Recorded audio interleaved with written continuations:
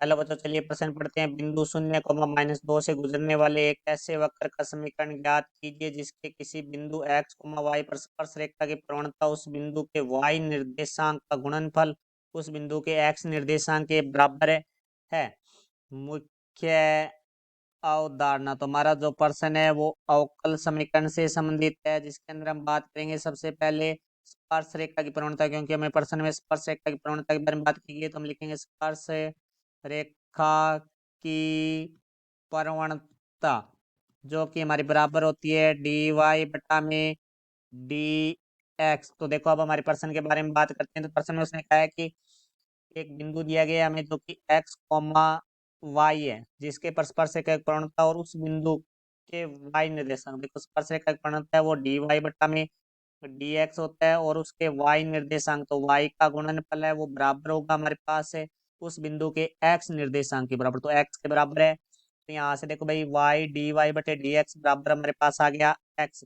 तो यहाँ से देखो, अब सबसे पहले हम तो करेंगे चरों का पृथक्करण, अर्थात x के पद है वो एक तरफ करेंगे और y के पद एक तरफ करेंगे। तो हम यहाँ लिखेंगे चरों का पृथक्करण।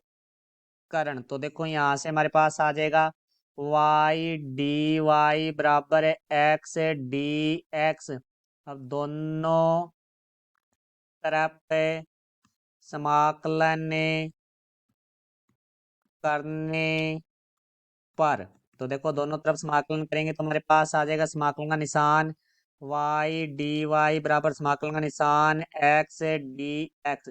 क्योंकि हम जानते हैं समाकलन का निशान x की घात n dx बराबर हमारे पास होता है x की घात n प्लस 1 बटा में n प्लस 1 प्लस c। तो यहाँ से देखो y का y के सापेक्ष समाकलन है वो हमारे पास हो जाएगा y की घात 1 प्लस 1 बटा में 1 प्लस 1 बराबर x की घात 1 प्लस 1 बटा में 1 प्लस 1 प्लस हमारे पास समाकल अचर c आ जाएगा। तो यहाँ से आ जाएगा हमारे पास y की घात 2 बटा में 2 बराबर x की घात 2 बटा में 2 प्लस c।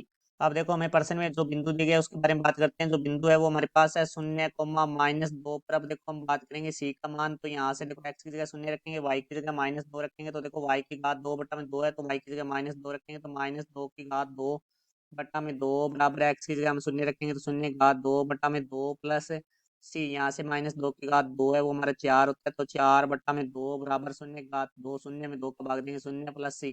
तो सी बराबर हमारे पास आ चुका है 2। सी का मान 2 आ गया, तो हम सी का मान रख देंगे यहाँ समीकरण के अंदर। तो देखो, यहाँ से y की घात 2 बटा में 2 बराबर x की घात 2 बटा में 2 प्लस 2।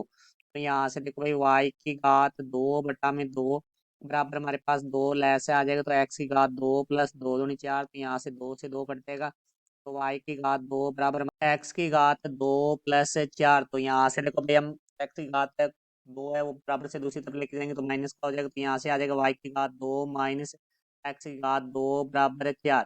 तो ये हमारे वक्र की समीकरण है। तो ये हमारे प्रश्न का उत्तर हुआ। मैं आशा करता हूँ समझ आया होगा। धन्यवाद।